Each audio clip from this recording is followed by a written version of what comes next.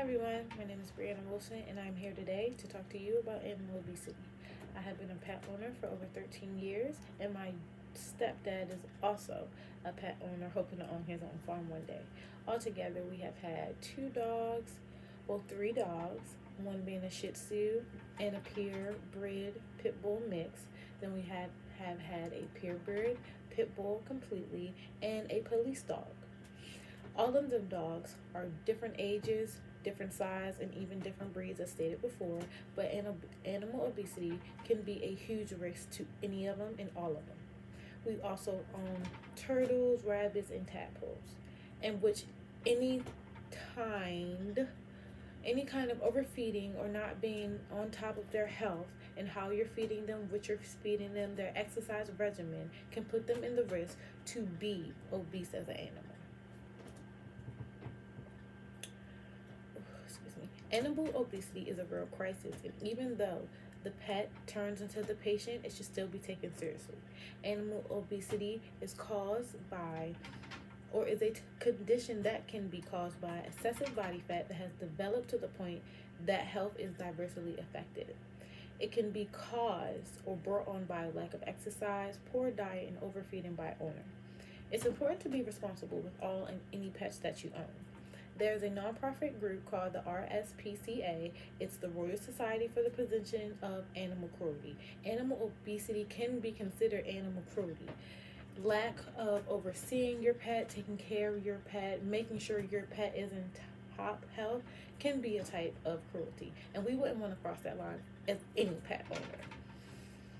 There are ways on the website that the nonprofit provides to keep your pet in top health, exercise regimen, dog food company options that offer better food, better ingredients, and better prices, because it shouldn't be expensive to keep yourself or even your pet healthy.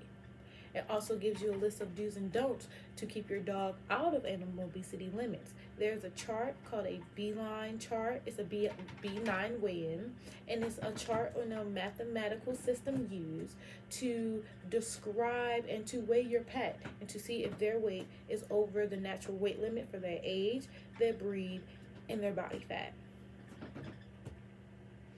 It is a registered charity, the RSCPA, that promotes animal welfare and aims to prevent cruelty of animals. Their article gives you insights on animal obesity. The disease can be prevented as long as the ownership is being proactive. Through my research to stop or be more knowledgeable about animal obesity for myself and for my community, I've also come across an article called Dangerous Trends in Pet Obesity. This article goes in depth about when it was caused, how it was caused, when it became a pandemic, and also the date when animal obesity became known as a disease across the United States, which was in the early 2010s. This article also contributes information about an experiment that they had contributed themselves and came up with themselves, a group of professors and veterinarians, to see how many dogs were actually obese in their area. Altogether, a total of 1,100 dogs were admitted into the experiment. Out of that number, 75 were overweight and 9% were obese. Those numbers seem small, but out of 100 and 100 out of 1,100 dogs, those numbers are high. And after those applicants, the owners who submitted their tests or their pets for the test and experiment, they were given a list of ways to be proactive, exercise regimen that may better fit their dog, the breed of the dog, their age, also the pet's environment as well. In order to keep your pet with you as long as possible and in top shape health, we have to be proactive. We have to start looking for the signs and being aware of how our animal and their body is supposed to be and react to be healthy. I'm excited to see how you guys take your pet's health into your own hands, because we all should. We want to keep our fur babies for as long as possible, and we want to start with us so that they can stay with us. Have a good one.